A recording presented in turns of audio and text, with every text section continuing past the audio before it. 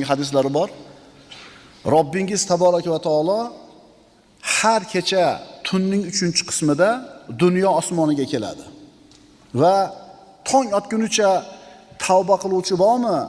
Men uni tavbasini qabul qilay. Istig'for aytuvchi bormi? Uni istig'forini, uni mag'firat qilay. Talaba hojat bormi? So'raganini beray deydi. Va bu har kecha bo'ladi. Agar sen tunda Allohga duo qilmasang, tahajjudda turmasang, ojizligingni tan olib, soatlab yolvormasang, qachon Allohga yaqin bo'lasan? Innallazina amanu va amilus solihati sayaj'alu lahumur rahmanu wudda. Albatta iymon keltirib, yaxshi amallar qilgan zotlar uchun Rahmon Alloh do'stlikni barqaror qilur. Wud.